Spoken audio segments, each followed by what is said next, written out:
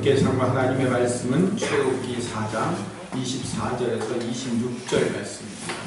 세 절 같이 함께 읽도록 하겠습니다. 본문 모니터에 나와 있으니까 같이 함께 읽도록 하시고, 영상으로 예배에 참여하시는 분들은 성경책 찾으셔서 같이 함께 읽어주시기를 바랍니다. 출애굽기 4장 24절, 25절, 26절 말씀입니다. 같이 읽겠습니다.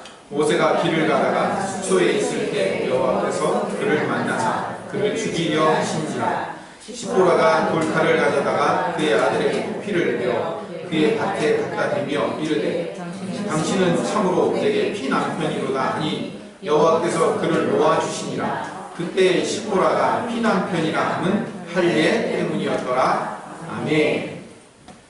출애굽기 4장 20절에 보면 모세가 이제 애굽으로 출애굽의 그 놀라운 사명을 감당하기 위해서 출발하는 장면이 나옵니다. 20절에 보면 모세가 그의 아내와 아들들을 나귀에 태우고 이제 애굽으로 들어가게 되는 겁니다. 그때 모세가 하나님의 지팡이를 손에 잡고 그 사명을 완수하기 위해서 출발하는 겁니다. 그런데 길을 가다가 이상한 일이 일어나는 거예요.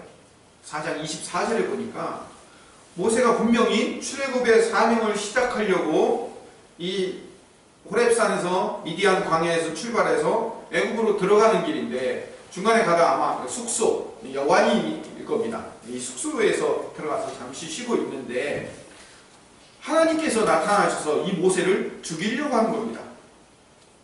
가지 않겠다고 반항하거나 안 가는 상황이었다면 모르겠는데, 지금 애굽으로 출발하고 있는데도 불구하고 하나님께서 모세를 갑자기 죽이려고 하시는 거예요. 그러자 모세의 아내였던 시보라가 돌칼로 자기 아들의 호피를 베어서 고추 끝을 자르는 거예요. 그래서 모세의 발 앞에 던집니다. 그리고 뭐라고 얘기했냐면, 당신은 참으로 내게 피난편입니다 라고 외쳐요. 쉽게 얘기하면 모세가 죽을 위기에 처하자 이 모세의 아내가 자기 아들을 할례하는 거예요. 자기 아들을 할례하고 나니까 출애굽기 4장 26절에 하나님께서 이 모세를 살려주십니다. 그 살려주시는 이유가 26절에 나오는데 뭐라고 되어 있냐면, 그때 시보라가 피난편이라면 할례 때문이었더라. 여호와 하나님이 모세를 놓아주시는 이유는 할례 때문에 놓아줬다라고 얘기를 하는 거예요.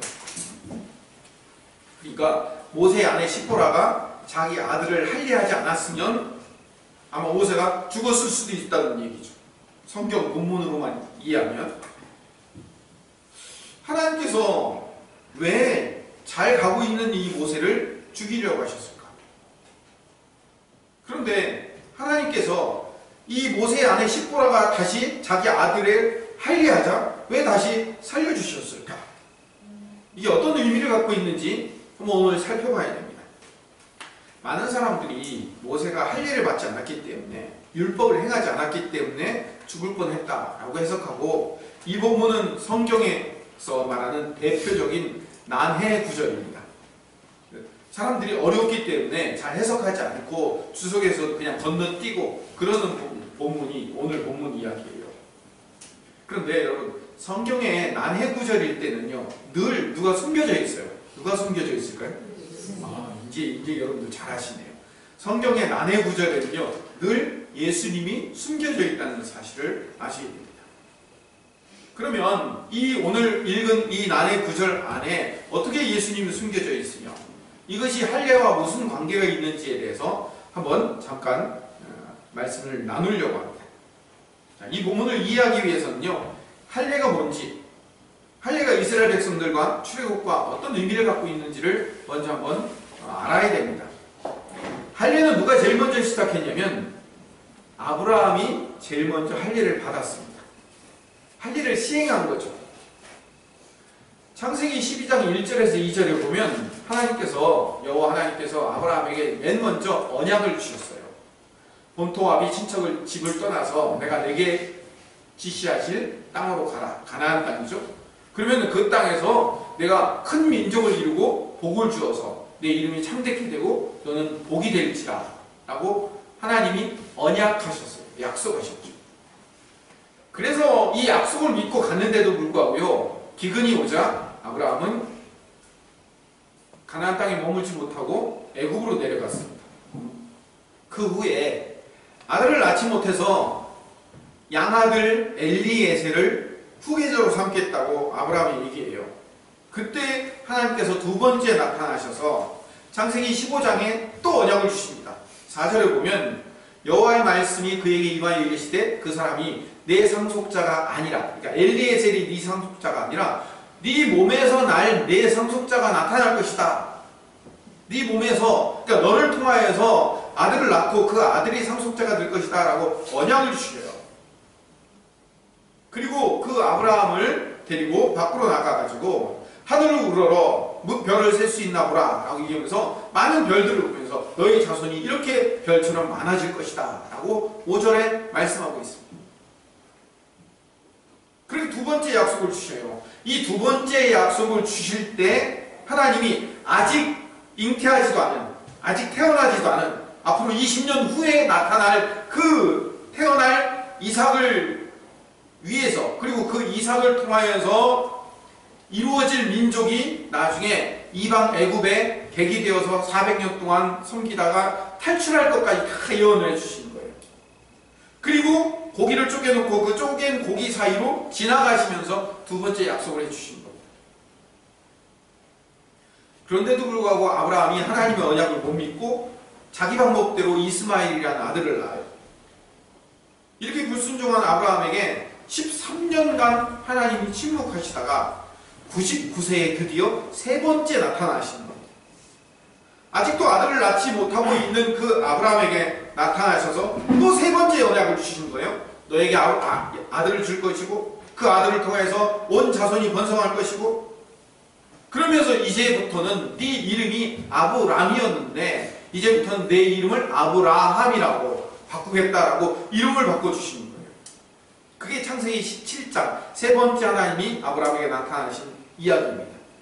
그때 17장 8절에 보면 내가 너와 내 후손에게 내가 거류하는 땅을 주어 영원한 기업이 되게 하고 나는 그들의 하나님이 될 것이다 라고 약속을 하시는 거예요. 이게 세 번째 약속이에요. 그리고 9절, 10절, 11절에 같이 한번 읽어볼까요? 시작. 하나님이 또 아브라함에게 이르시되 그런즉 너는 내 언약을 지키고 내 후손도 대대로 지키라. 너희 중 남자는 다 할례를 받아. 이것이 너와 너희 후손 사이에 진리를 알려주라. 너희는 표를 배워라. 이것이 나와 너희 사이에 언약의 퍼즐입니다. 하나님이 아브라함에게 세 번째 나타나셔서 첫 번째 언약을 주시고 그 언약을 아브라함이 믿지 못했고, 두 번째 언약을 주시는데도 믿지 못했고, 세 번째 나타나셔서 또 언약을 주신 다음에 이번에는 뭐 하라고 하시냐면 또 언약을 주긴 줄 텐데 이번에는 너 할례를 받아야 돼. 꼭 이렇게 얘기하셔요. 그리고 세 번째 나타나셔서 왜 할례를 받아야 되느냐라고 얘기하면 이 할례 받는다는 의미는 호피를 배워라 라는 이 할례의 의미는 뭘 의미하냐면 너는 약속을 지키지 않았기 때문에 너는 내 앞에서 죽어 마땅한 존재다 라는 것을 드러내라는 거예요. 그게 할례의 의미입니다. 언약을 한 번 주었는데도 믿지 못하고, 두 번 주었는데도 믿지 못하고, 세 번째 주었는데도 믿지 못하는 이 아브라함에게 하나님이 나타나셔서 언약을 믿지 않는 자는 죽을 수밖에 없다. 두 번째 나타나셔서 하나님이 언약을 주시면서 어떻게 하셨다고 그랬죠? 동물의 사체를 가운데 잘라놓고 그 가운데를 하나님이 통과하셨다고 그랬죠. 고대 근동의 약속에 보면 약속의 두 당사자가 짐승을 쪼개놓고 그 쪼갠 짐승 사이로 약속의 당사자가 손잡고 통과를 해요. 그 통과한다는 것은 뭘 의미하냐면 둘 중에 한 사람이 약속을 어기면 어떻게 된다고요? 몸이 그렇게 쪼개지는 것처럼 넌 죽을 거야 라는 얘기예요. 그 무서운 언약을 하신 다음에도 믿지 못하고 이스마엘을 낳고 하나님이 13년 동안 침묵하신 다음에 세 번째 나타나셔서 너 내 약속을 끝까지 믿지 못하는 너 아브라함은 너는 죽을 수밖에 없는 존재다 라는 얘기예요. 그러니까 할례의 의미는 너는 내 앞에서 죽은 거나 마찬가지다. 죽어 마땅하다라는 것을 인정하라라는 의미예요. 만약에 아브라함이 언약을 안 지켰기 때문에 언약을 안 지킨 대가로 아브라함이 죽으면 아브라함에게 하나님이 아브라함을 향하신 그 언약이 이루어질 수 있어요? 없어요? 없죠. 그러니까 아브라함을 죽일 수는 없으니까 아브라함 너는 내 앞에서 죽은 거나 마찬가지다라는 것을 선언하는 방법 중에 하나가 뭐라고요? 할례였어요. 그래서 아브라함을 죽인 거나 마찬가지인 거기 때문에 아브람이라는 이름을 어떻게 하는 거예요? 없애는 거예요. 죽이는 거예요. 그리고 대신 어떤 이름을 주시는 거예요? 아브라함이라는. 그러니까 여기 아주 중요한 의미가 등장하는 겁니다. 아브람이 죽고 아브라함이 다시 태어나요. 이걸 보면 이게 거듭나다. 나중에 신약에서는 이게 거듭남으로 바뀌는 거예요. 아브람, 약속을 믿지 못했던 아브람은 죽고 이제 새롭게 약속을 지킬 아브라함이 태어나서 다시 거듭나서 그 아브라함이 하나님의 언약을 믿는데 어떻게 언약을 믿어요? 자기 아들 이삭을 번제로 바치라니까 하나님 앞에 정말로 번제로 바치러 갈 때까지 가는 정도까지 하나님의 언약을 믿고 신뢰하는 사람을 어떻게 돼요? 거기서 바뀌어요. 거듭난단 말이에요. 비슷한 사람이 또 한 사람이 있어요. 야곱이에요. 야곱이 20년 동안 자기 방법, 자기 뜻, 자기 계획대로 살다가 고향으로 돌아오는 과정에서 형 에서 앞에 모든 재산과 모든 가족들을 다 형 앞으로 내보내고 자기 혼자 야복강을 건너지 못하고 야복강 앞에서 뭐 하는 거예요? 야복강 앞에서 건너지 못하고 천사와 씨름하다가 그 하나님의 언약을 믿지 못하는 그 야곱의 이름을 없애버리신 거예요. 그러니까 야곱의 환도뼈를 쳤다는 얘기는 뭐냐면 할례와 같은 의미예요. 환도뼈는 뭐냐면 힘의 근원이에요. 힘의 근원인 허벅지를 쳐서 꺾어버리시는 건 뭐냐면 야곱의 자아와 야곱의 모든 힘의 근원을 꺾어버리시는 거예요. 다시 말하면 야곱을 어떻게 해야겠다는 거예요? 죽이시겠다는 거예요. 그리고 야곱이라는 이름을 죽이시고 거듭나요. 어떤 이름으로? 이스라엘이라는 이름으로 거듭난단 말이에요. 이렇게 하나님은요 다양한 사람이지만 같은 방법으로 옛 하나님의 언약을 믿지 못하고 신뢰하지 못한 옛 자아를 죽이시고 하나님의 언약을 절대적으로 믿고 신뢰하는 새로운 이름으로 거듭나게 만드는 방법을 여러 사람들에게 사용하시는 거예요. 그렇게 아브라함이 3번이나 하나님의 언약을 믿지 못했음에도 불구하고 결국 아브라함이 죽을 수밖에 없는 처지에 놓여 할례라는 방법으로 아브라함의 자아를 죽이시고 아브라함이라는 이름을 바꾸어서 새로운 사람으로 거듭나게 하셔서 태어난 아이가 이삭이에요. 그렇다면 이삭은 아브라함의 힘으로 낳은 아들이 아니라 누구의 힘으로? 하나님의 여호와 하나님의 힘으로 낳은 새 아들인 거예요. 이제 모세 이야기로 다시 돌아갑시다. 하나님께서 모세를 왜 갑자기 죽이려고 하실까요? 모세에게도요 아브라함에게 주신 할례의 의미와 똑같은 의미를 반복하고 있어요. 모세와 아브라함이 똑같은 상황이에요. 왜냐하면 아브라함도 3번이나 하나님의 약속을 믿지 않았던 것처럼 모세도 하나님이 주신 약속을 믿지 않았어요. 창세기 3장 12절에 하나님이 떨기나무 불꽃 가운데 처음 나타나셔서 약속을 주셔요.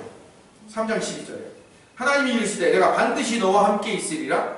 내가 그 백성을 애굽에서 인도하여 낸 후에 너희가 이 산에서 하나님을 섬기리니 이것이 내가 너를 보낸 증거라고 말씀하십니다. 약속하셨어요. 그런데 그 약속을 모세가 믿어요, 안 믿어요? 안 믿어요. 13절에 뭐라고 얘기했냐면 같이 읽어봅시다. 모세가 하나님께 아뢰되 내가 이스라엘 자손에게 써주기를 너희의 하나님이 나를 보내셨다면 그들에게 그들의 무엇이냐 하니 내가 무엇이라고 그들에게 말하니까. 하나님의 이름을 모르기 때문에 하나님의 이름을 뭐라고 불러야 될까요? 라고 묻는 의미가 아니에요. 저번에도 말씀드렸죠. 이거는 떨기나무 불꽃 가운데 나타나신 그분을 나는 봤으니까 나는 믿을 수 있지만 내 백성들은 뭘 보고 믿겠는가? 그 사람들은 뭘 보고 믿는지 다시 말하면 아직 그 백성들에게 가서 이야기하지도 않았는데 그 백성들은 아마 나의 말을 믿지 못할 것이다 라고 이야기하는 또 다른 말이라고 했죠. 그러니까 불신앙의 말이에요. 그리고 두 번째 하나님께서 또 언약을 주셔요. 4장 1절로 넘어가면 모세가 대답하여 이르되 그러나 그들이 나를 믿지 아니하며 나의 말을 듣지 아니하고 이르기를 여호와께서 내게 나타나지 아니하셨다니이다.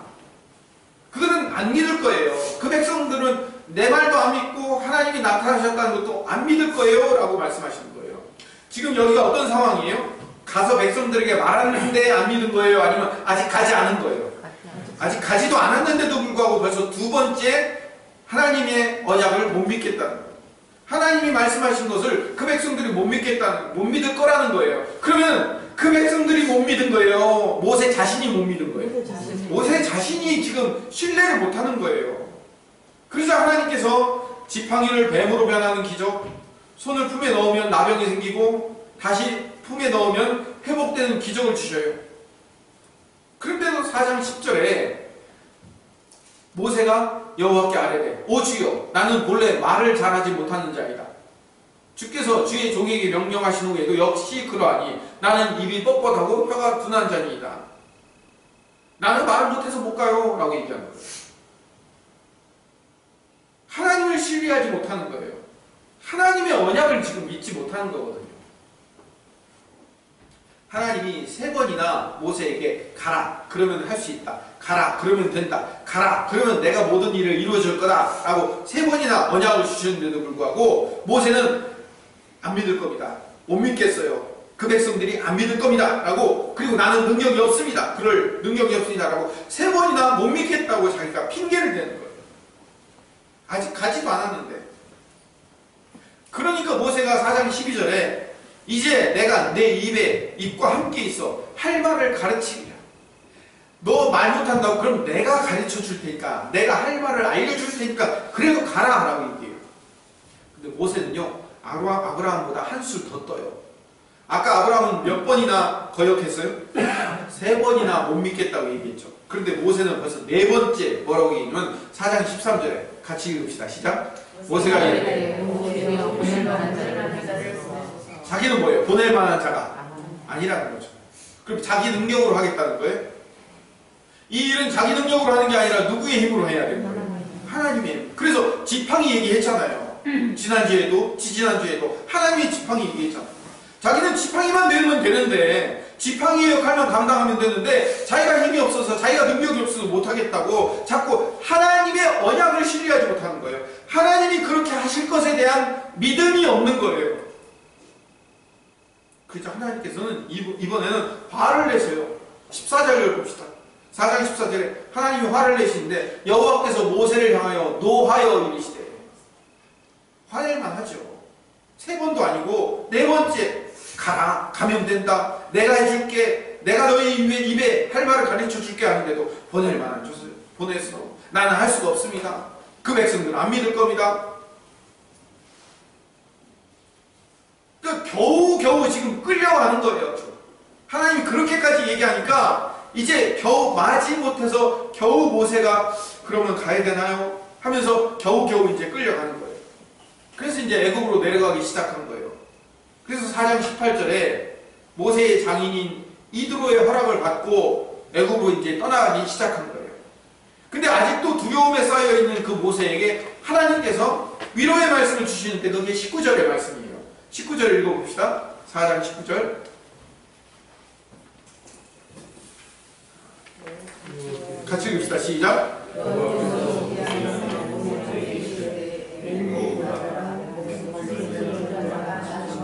너를 죽이려고 했던 그 바보는 이미 죽었으니까 괜찮아, 돌아가면 돼 라고 하나님이 위로의 말씀까지 주셨어요. 그래서 모세가 억지로 떠밀려서 겨우 지금 애굽으로 걸어가고 있는 거예요. 그러면 모세가 기쁘고 즐거운 마음으로 갔는지 억지로 끌려갔는지를 어떻게 알아요? 성경에 안 나와 있잖아요. 아니요, 나와 있어요. 성경을 자세히 읽어보면 모세가 억지로 끌려갔는지 아니면 기쁜 마음으로 순종하여 갔는지 분명히 나와 있어요. 20절에 확인할 수 있습니다. 20절을 보면 모세는 그의 아내와 아들들을 나귀에 태우고 애굽으로 돌아가는 겁니다. 아내와 아들들과 함께 애굽으로 돌아가는 것이 억지로 가는 거와 무슨 상관이에요? 아니요, 상관이 있어요. 하나님께서는 처음 호렙산에서 타는 떨기나무 가운데 불꽃으로 처음 약속을 주실 때 아까 제가 읽었어요. 3장 11절 11절로 다시 돌아가면 모세가 하나님께 아뢰되 내가 누구이기에 바로에게 가면 이스라엘 자손을 애굽에서 인도하여 내리까? 라고 하나님을 믿지 못하는 질문을 하니까 하나님이 이렇게 응답하셨어요. 12절을 여러분 큰 목소리로 같이 읽어봅시다. 시작. 하나님이 이르시되 내가 반드시 너와 함께 있으리라. 내가 그 백성을 애굽에서 인도하여 내리되 너희가 이 산에서 하나님을 섬기니 이것이 내가 너를 보낸 증거니라. 오늘 말씀 중에 가장 중요한 말씀입니다. 내가 반드시 너와 함께 있을 것이다. 네 눈앞에 어떤 상황이 있고 바로가 아무리 강팍한 마음을 가지고 10가지 재앙을 일으키는데도 불구하고 안 보내주고 설사 그들이 떠났음에도 불구하고 끝까지 군대를 보내서 이스라엘 백성들을 다시 잡아들이려는 그 바로가 끝까지 홍해 앞까지 쫓아올지라도 누가 함께 하신다고요? 하나님이 함께 하신다. 내가 그 백성을 애굽에서 인도하여 낸 후에 너희가 이 산에서 하나님을 섬기리니 이것이 내가 너를 보낸 증거니라. 하나님의 증거는 딱 한 가지예요. 뭐냐면 지금 이 산은 어떤 산이에요? 떨기나무 불꽃 가운데 하나님을 만났던 그 산이에요. 호렙산. 근데 이 산이 나중에 출애굽하고 이스라엘 백성들이 왔을 때는 그 산의 이름이 뭘로 바뀌어 있어요? 시내산으로 바뀌어 있단 말이에요. 근데 호렙산과 시내산은 다른 산이에요? 같은 산이에요? 같은 산이에요. 이름만 다른 거지. 그러니까 하나님이 지금 여기 이 떨기나무 불꽃 가운데 만난 이 산, 여기로 이스라엘 백성들을 다시 데리고 올 거라는 거예요. 그게 내가 너를 보낸 증거라는 거예요.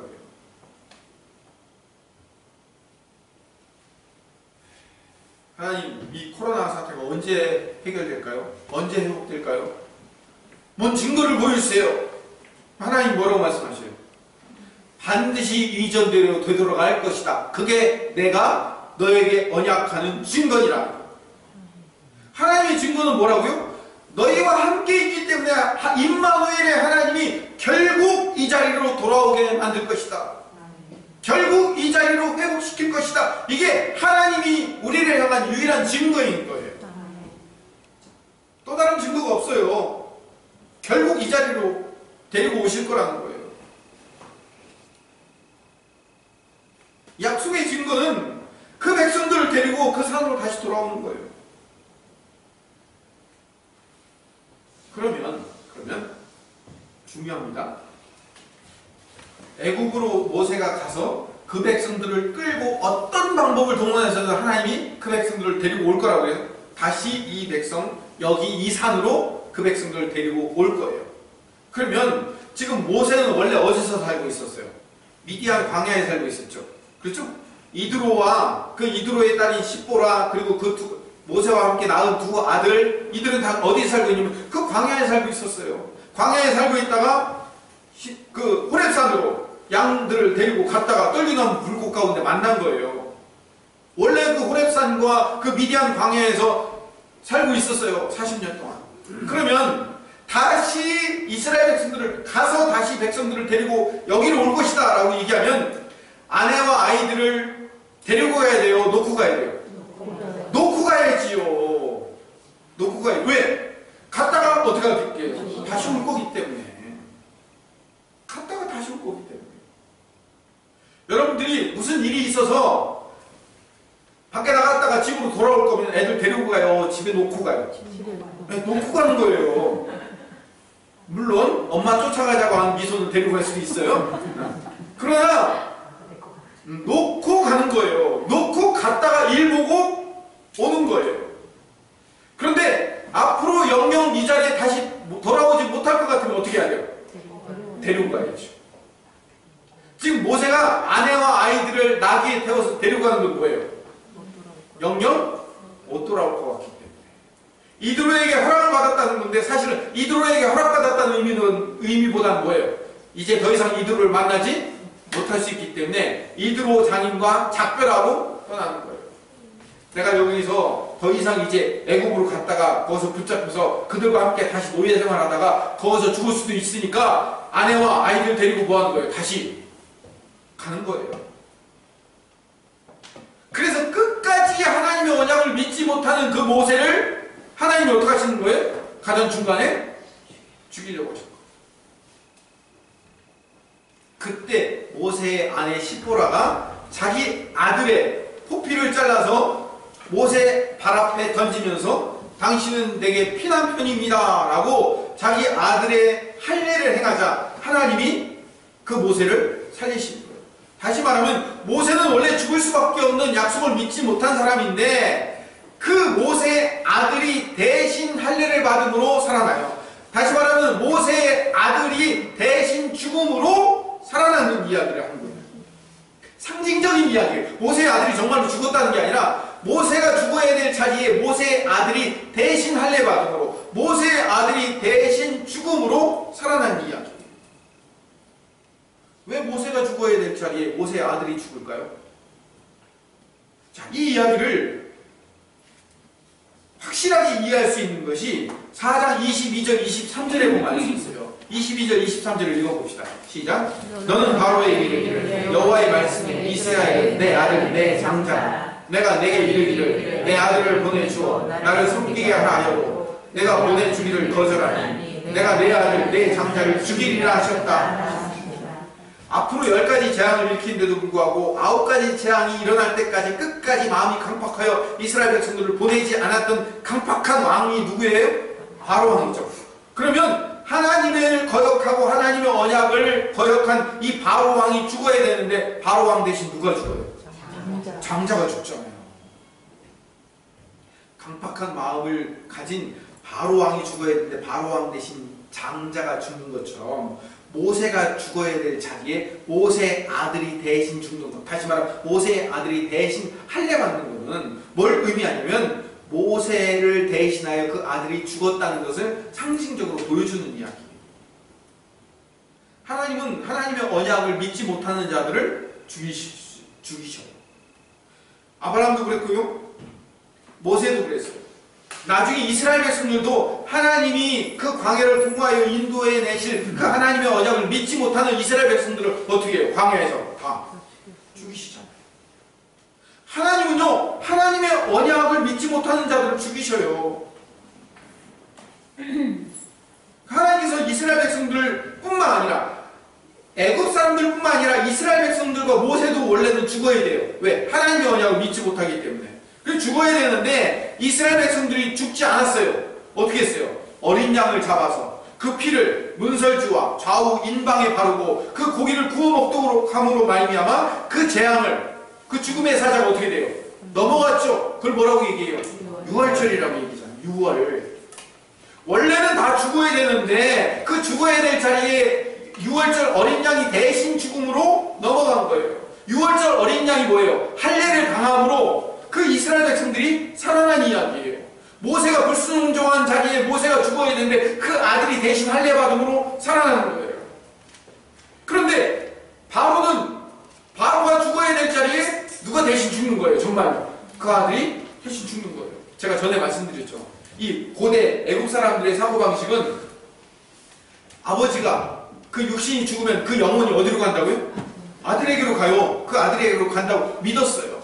그렇기 때문에 자기의 영혼이 그 아들에게로 가고 또 그 아들이 나중에 또 손자에게로 가고 그래갖고 그 영혼이 이어진다고 생각하는 거예요. 그런데 장자가 죽었다는 것은 뭐예요? 내가 들어갈 영혼이 없어졌다는 거예요. 우리로 얘기하면 지옥 간다는 거와 똑같은 의미가 되는 거예요. 그러니까 구약의 할례는 뭘 의미하냐면 결국 대신 피 흘리고 대신 희생하는 대신 죽음의 이야기, 거듭나는 과정에서 누군가 대신 희생을 치러 죽는 이야기를 미리 보여주는 사건인 거예요. 그런데 이 구약의 할례를 신약에서 누가 대신 이루실까요? 예수님이 대신 이루시는 사건이 등장해요. 예수님의 십자가가 구약의 할례인 거예요.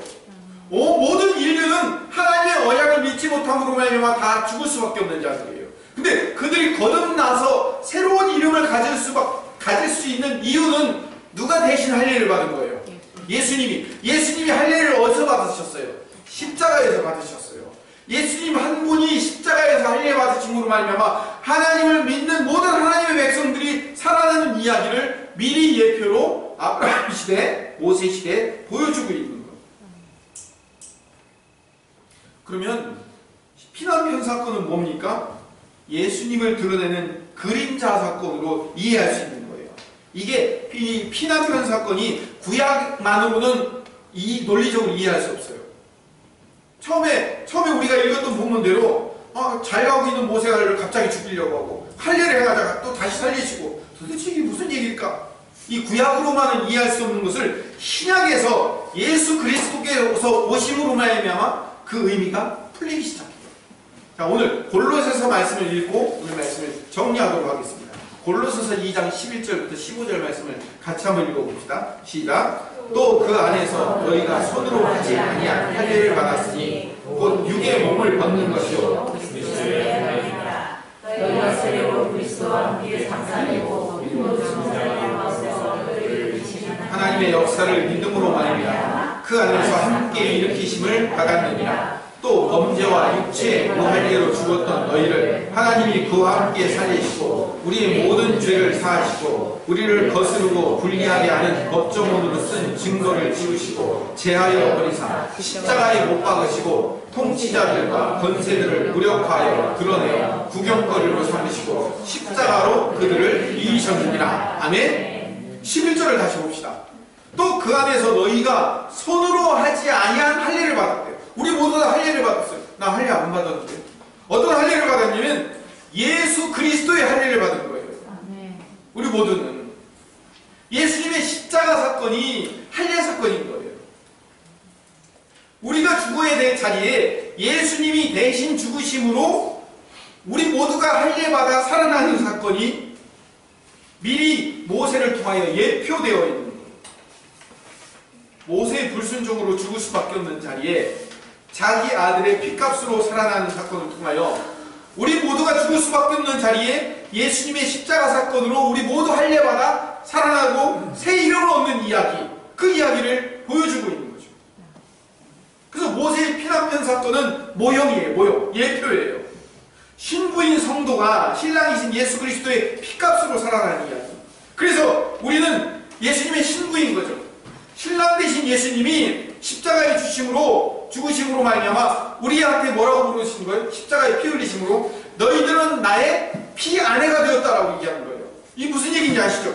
예수님의 십자가 사건으로 우리를 피로 만든 아내로 만드신 거예요. 피로 만든 아내, 피로 삼은 아내. 이거를 구약에서는 모세에서 뭐라고 해요? 십보라가 자기 아들의 부피를 잘라서 모세 앞에 던짐으로 피로 만든 내 남편입니다 라고 얘기하잖아요. 이게 신약에서는 피로 만든 아내입니다로 바뀌게 되는 거예요. 자, 이 할례 사건을 통해서 하나님의 언약의 중요성을 깨달은 모세는 드디어 아내와 아이들을 다시 미디안에 있는 장인 이드로에게 돌려보내요. 출애굽 18장을 봅시다. 2절 3절을 같이 읽어볼까요? 시작. 모세의 장인 이드로가 모세가 돌려보냈던 그의 아내 십보라와 그의 두 아들을 데리고 왔으니 그 하나의 이름은 게르솜이라. 이는 모세가 이르기를 내가 이방에서 나가나 되었다. 2절을 다시 써봅시다. 뭐라고요? 모세의 장인 이드로가 모세가 돌려보냈던 그의 아내 십보라와 두 아들. 그러니까 지금 십보라가 자기 아들의 호피를 잘라서 피난편입니다라고 던진 다음에 모세는 그 아내와 아이들을 어떻게 했다고요? 장인에게 돌려보냈어요.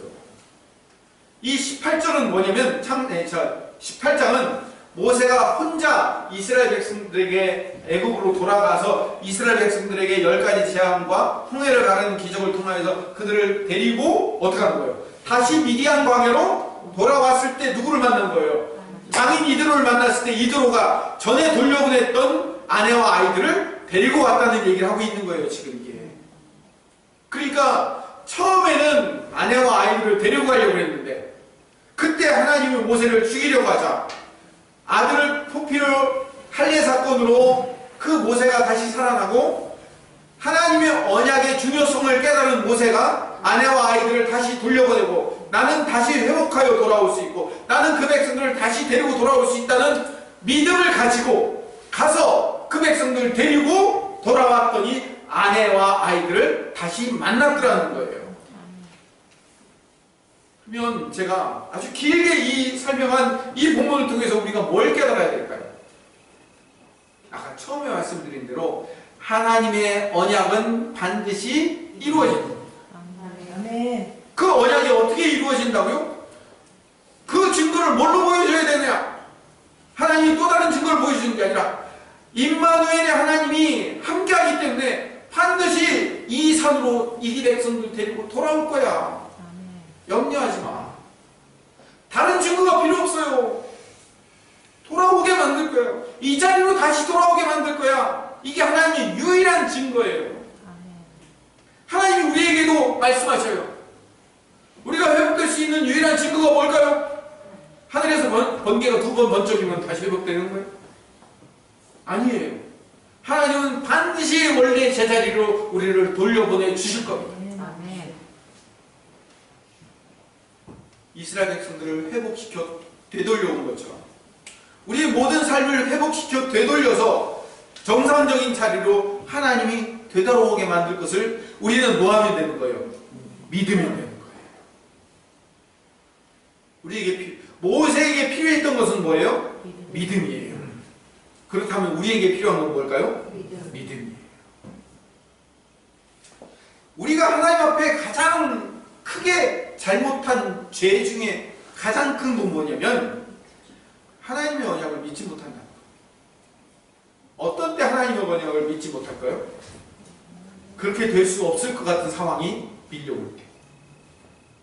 나 같은 사람이 어떻게 이스라엘 백성들 그 엄청난 무리들을 그것도 바로 왕과 애굽이라는 그 당시에 거대한 권력 안에서 그들을 끄집어 갖고 이 광야로 그들을 어떻게 끌고 올 수 있어요? 말도 안 되는 이야기잖아요. 그렇게 하나님의 언약을 믿지 못할 때 하나님이 모세에게 요구하는 것은요, 믿음이에요. 믿음.